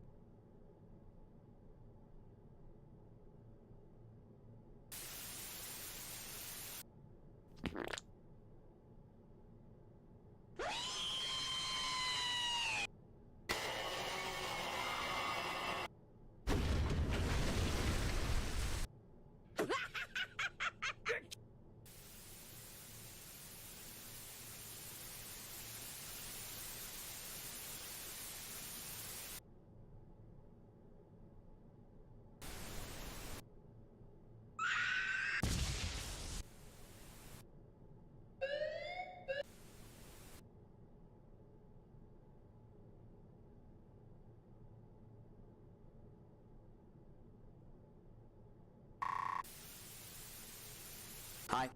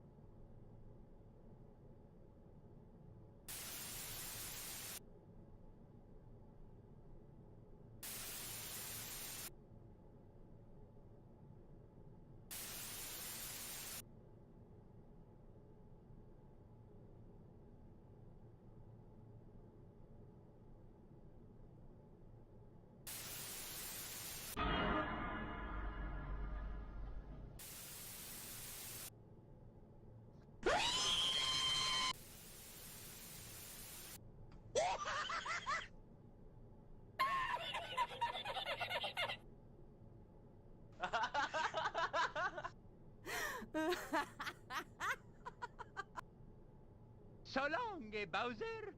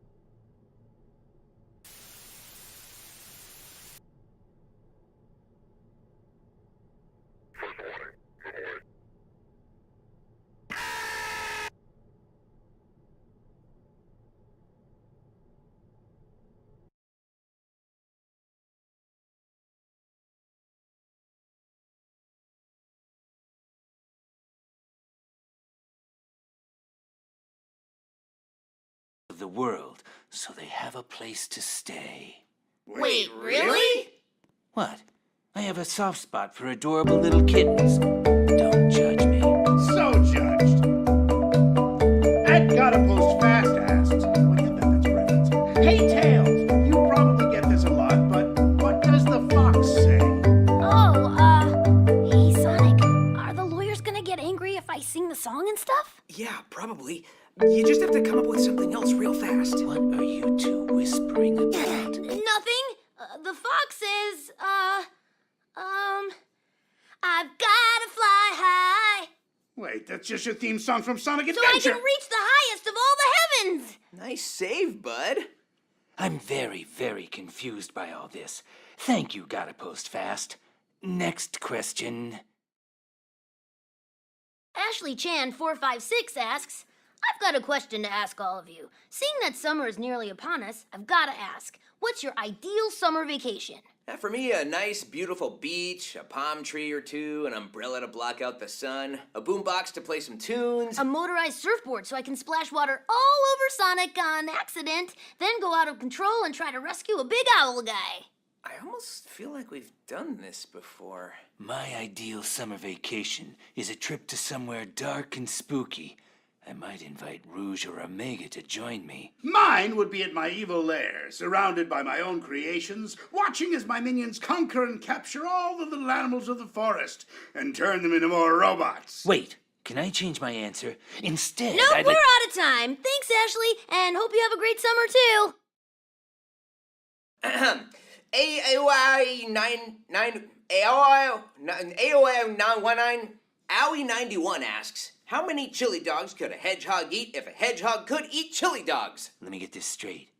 How many chili dogs could a hedgehog eat if a hedgehog could eat chili dogs? A hedgehog could eat all the chili dogs. Well, if a hedgehog could eat chili dogs, I think they're vegetarians. Leatris Blossom asks, so Shadow, where was that fourth Chaos Emerald? Yeah, Shadow, did you ever find that thing? It's kind of a meme on the internet, you know. No, Tails. I never found that fourth Chaos Emerald. I tried searching for the Chaos Emerald many times, but I never found it. Wait, are you censoring yourself on purpose, Shadow? What? No. I just said exactly what I said in the game. You know, that fourth Chaos Emerald. Holy cow, he's being censored in real time. That is some pretty impressive tech, Sega. You may think you can stop me, Sega Twitter team, but if I said it in the game, I'll find a way to say it on Twitter. That fourth Chaos Emerald. Yeah! Fourth Chaos Emerald! Curse you, Sega. Sorry, Shadow, but this was the only way the ESRB would let us continue. Thanks for understanding. Elsie Fisher asks, why do you guys always wear gloves? What are you hiding? Hands, mostly. Hey, Sonic, have you ever tried taking off your gloves? What? No, why would I? They're super comfy. I don't know, like for science and stuff? Huh. Well, alright. Let's see if I can... Huh, wow. That thing is... Man, it's really stuck on there. Wait, Sonic. Ugh. My gloves won't come off either. But Tails... What if I have, like, creepy blue hands under these? Would you both stop panicking? Elsie Fisher, thanks for your question, but we wear gloves because they're comfortable and cool, and there's absolutely nothing hidden underneath. Wait, can she see that I'm winking right now, or is that not going through? Rubber Ninja asks, on a downward incline, would Eggman's top speed while rolling surpass Sonic? Wait a minute. That's Ross. He's one of the grumpy guys, or whatever they call themselves. I was a grumpy guy before it was cool. The game grumps, Shadow. But this one's easy, so I'll answer it. There's absolutely no way I'd lose to Eggman at anything, especially a speed competition. Hold on. Let's think about this scientifically. From a momentum perspective, since I weigh more than you, I would almost certainly eventually But reach your a body is clearly not built for spin dashing, Doctor. I don't think you'd have nearly as smooth of a roll downward. No. We can just do the math here. Let's see. On a downward incline, assuming Sonic begins with a spin dash... And also assuming Eggman has no bones to slow him down... Wait, what? Eggman would eventually pass Sonic after roughly 7.8 miles. Hold on a minute. What was that about no bones? Well, there you have it, Ross of the Grumpy Grumps. That's just science. At the Chaos Spirit asks, to all of you, what do you guys like to do to stay motivated when the going gets tough? Personally, I build more robots. It keeps my mind off things. And believe me, the going gets tough for me a lot. I like to think about new inventions, or go outside. I like to stay motivated by running, anywhere, any place. Oh, and by blowing up Eggman's robots. I look back on my past dark, traumatic moments and use those to shield myself from the impending challenges of the future. No matter what may come, I've surely faced far worse before. And there you go. Always so optimistic, Shadow. Aunt Michelle asks, hi Sonic, have you ever considered dyeing your fur black and red to look cooler? Who is this girl? And why does she have such good taste in hedgehogs? I'm sorry, what? Dye my fur black and red? No thanks. That's a Shadow thing right there. I'm good with blue. Wait a minute, you guys. I looked into this person's history, and it says here she even gave a presentation about Shadow. Wow, that's a lot of retweets, too. Ooh, someone's got an admirer. An exploration of Shadow the Hedgehog's true moral compass. And Knuckles. Impressive. Very impressive. Nice work, Michelle. Thanks for being one of my biggest fans. Blue quills are better. Sam's Procrastination Station asks, hey, at Sonic_Hedgehog, do you mind finally explaining to the general audience why you're in a car in games like Team Sonic Racing? People still ask this question for some reason, so I think this is the perfect time to address it. Oh, that's an easy one. He's in a car in Team Sonic Racing because if I was on foot, I'd win instantly. Exactly, Tails. Aw, I wanted to answer that one, Sonic. Hold on just a moment. If you were on foot, you'd still lose just as badly to me, Sonic. Hey, I can run too. Doesn't anyone remember Sonic R on the Saturn? The car makes things even, Sam. But let's be honest, even in Sonic R, I'm still the best racer, by far. Thanks for the question. At Snow Canine asks, if you guys could change one thing about yourselves, what would it be? Oh, good question. I'd like to be able to know exactly where the Chaos Emeralds were at any time. Would make stopping Eggman much easier. I'd like to be able to keep flying without ever getting tired. I'd get rid of that silly sense of mercy that keeps stopping me from ever finally defeating Sonic. It's just a weakness, really. I wouldn't change a thing. Our mistakes make us who we are, and I'm comfortable with my identity. I feel like Shadow's answers are either the most depressing or the most inspiring, depending on the question. Thanks, Snow Canine! At LT Dork asks, Sonic has become pretty notorious for his terrible taste in puns. Are there any specific jokes you guys like? Whoa. Now, hang on. Terrible taste in puns? That's not entirely true. But what about the game, Sonic? It's definitely kind of true there. Yeah, but, those are totally different writers. I've got a script to follow. Twitter takeovers are way easier because I can just be myself. I'd just like to add that I appreciate all of my writers, no matter the script. Please keep casting me as the villain. Suck up. Chris Scullion asks, do ghosts and spirits of our deceased loved ones exist, or are they merely mental projections constructed in our own minds as a coping mechanism, as knowing they still have some presence, albeit a merely ethereal one, gives some comfort? Don't worry, I got this one. Yes. At Cicada Lewis asks, can you all say happy birthday to my little brother Diego? He's 7 years old today, and he really likes you guys, especially Shadow. Aw, that's adorable. Yeah, we can do that. Happy birthday to my little brother Diego. He's 7 years old today, and he really likes you guys, especially Shadow.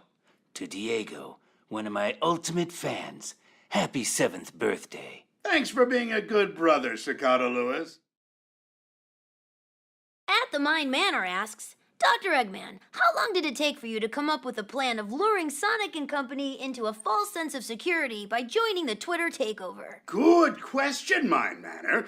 Well, let's see, how long's it been now? Approximately 6 hours. Surprise, Sonic!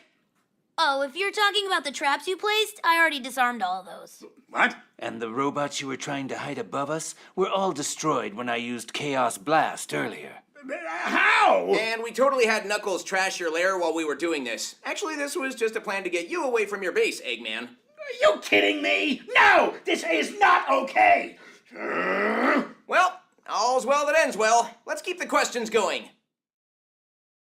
Kadikarus asks, so hey at Sonic_Hedgehog, why do you collect rings when an anagram of your name is coins? The rings, way bigger, way better, and you can throw them over your arm, too. Who would even collect coins anyway? All sorts of people, Shadow. I mean, there are people on the street. Coin collectors, and that one plumber guy we ran into, you know. In my humble opinion, Kadikarus, gold rings are way nicer than coins, and a much better investment, too.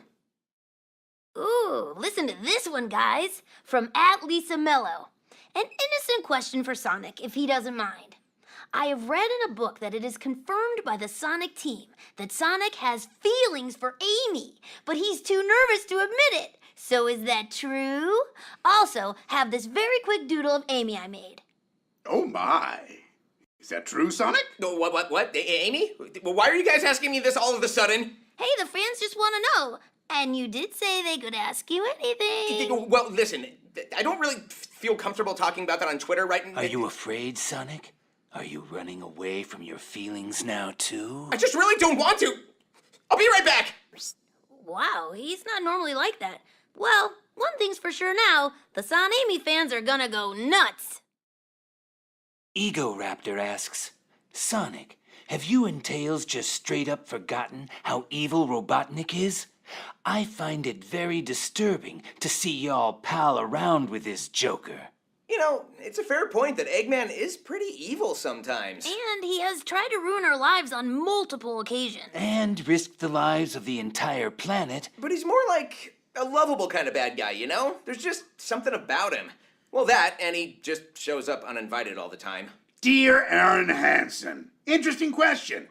I see you've chosen poorly when it comes to selecting your allies. I'll be in touch very soon. Dun, dun, dun! Whew, I had no idea there'd be so many questions coming our way. Oh, buckle up, Fox Boy. It's normal. I've done this for years, trust me. Finally, after 5 long years, I'm taking over Sonic's Twitter. Send in your questions now with the hashtag AskShadow. Shadow, I found you. What? Hey guys, he's in here. Shadow! You weren't thinking of starting the fun without us. Hello, Doctor. I was actually under the impression that this was going to be a solo production today. Hey, Shadow. It's good to see you again. Oh, great. Now everyone's here. And I brought an extra friend this time, too. Come on in, Yacker. I brought the Miles Electric so I can help translate anything he has to say. He's excited to answer some of your questions. Sweet. Thanks, Tails. Well, since we're all here, I think it's about time we get started then. You all know the drill. If you want to ask us a question, just send us a tweet using the hashtag AskSonic, and you may get a personal response from us. Why are we using Ask Sonic again? Well, actually, we pulled straws while we were outside. Yeah, we couldn't find you, though. Sorry. I see. What kind of system is this? An honor system. And a system I just happened to win, so... Very well. Don't worry, Shadow. We couldn't have a Twitter takeover for Sonic Colors Ultimate without the ultimate life form. Don't try to butter me up, Hedgehog. Anyway, make sure to get your questions in within the next 6 hours. We'll be waiting. See you soon! Audible asks, Tails, it's been a while since you had to carry Sonic so much. I bet it takes a lot of energy. Is it tough to pull him up every time he falls? Wow, yeah. Tails doesn't have nearly the upper body strength I have. How do you do it? Well, I've actually been doing a little strength training here and there. Oh my gosh! Nice. Tails, I can't believe these gains. Thanks, guys. Whoa! Those abs! Tails! I might be picking my enemies incorrectly. Clearly, you're the tougher enemy than Sonic. My eye! Your impossibly large muscles hit my eye! Eggman, I'm so sorry. My muscles, they're just so defined. With great gains comes great pains. Thanks for the question, Oddball. Lebashton asks, what's your favorite movie, besides the Sonic movie? As if he can sit through an entire movie. Yeah, I so can sit through an entire movie. I just run around the theater every few minutes to keep myself awake.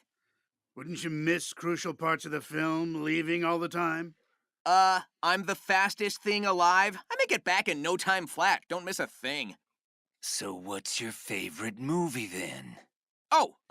Definitely Chow in Space. Love that one. So sad that Chow didn't make it, though. Pretty bummer of an ending. The, Chow definitely lives, Sonic. Did you even catch Tikal? Huh? Tikal wasn't in Chow in Space. Where was Tikal? Fastest thing alive, huh? He didn't even see Tikal. I think that's enough time on this question. Thanks for asking, Lebashton. Muffin Kid 64 asks, oh boy, now I want 64 muffins. Does Yacker wink or blink? That's easy. He blinks. Yeah, I'm with Shadow here. The little guy only has one eye, so he blinks. Now, let's not be hasty. It's all about intent. I think Yacker could wink or blink. All right, let's settle this. Yacker, please blink. Okay, yeah, I guess that was it. Okay, now wink. Huh. Yeah, I didn't notice any difference. What? There was a huge difference. Did you even see Yakker's pose? For the wink, Yacker even brought out the eyelashes.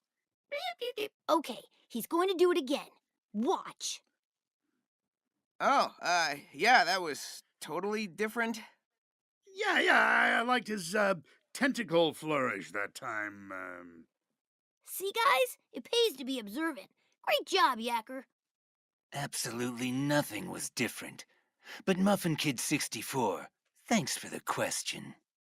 Toad Gameplay asks, hey Eggman, how much of the sweets at Sweet Mountain are real? I'm sure you'll be pleased to hear that they're all real. I wouldn't just make an amusement park without pulling out all the stops. Wait, you're telling me that I could have just eaten straight through all that cake? I mean, I appreciate the Drill Wisp's help, but that would have been way more delicious. I think you would have gotten a stomachache pretty quickly, Sonic. Eggman, how did you get all that food all the way up there? We baked it all on site. My little egg pawns are quite the bakers, if I do say so myself. Except Fred. He just keeps falling in the chocolate fountain. It's simple malfunction. Hold on. How does it not all go moldy? Oh, it's all made of 99.9% preservatives. But I assure you it's perfectly healthy. Oh, yeah? Where'd you get the preservatives from? Chemical plant zone. What of it? Yacker says that's gross. Well, I was going to invite you all to share in a giant cupcake after this, but maybe I'll just save it all for myself. Good. I wouldn't eat that. Yeah, I can't believe I'm saying this, but I think I agree with Shadow on this one. Thanks for the question. Oh, here's a fun one. Among Us asks, who's the best at lying within your crew? I need to know for science. I tricked that one knucklehead a couple times before. Huh, that's a little suspicious, Eggman. I've only told 3 lies in my life before, and no one will ever know what they are. I promised Maria I would never tell a lie, and I never have. Yacker said he likes murder?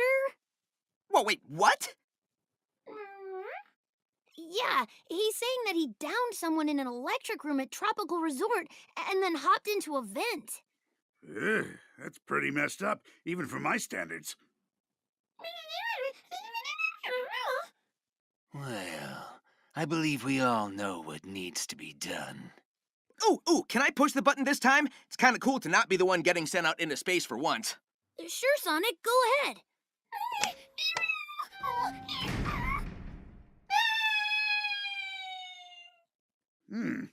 What's that notice up on that board up there? It says, Yacker was not the imposter. Wait, then who is? Tails? Tails? My translator must be busted again. Sorry about that, Yacker. Thanks for the question, Among Us. And now I've told 4 lies. At Axe asks, what do you smell like? Well, I can answer for myself. Lavender. I smell like lavender. Yeah, well, I can tell you what Tails smells like. Mint. Ugh, is that what that smell is? It's been giving me a headache. Guys, I haven't had that many mints. Tails, there are 3 empty mint tins on the floor around you. We'll get 5. Tails, stop! That's a comical amount of mints! We'll get 6. Tails, you're worrying us. While we deal with Tails, thanks for the question, at Axe. At Flower18321299, because I guess at Flower18321998 was already taken, asks, which of you is most likely to write poetry? Shadow. Yeah, Shadow. Yeah, definitely Shadow. Oh, fine.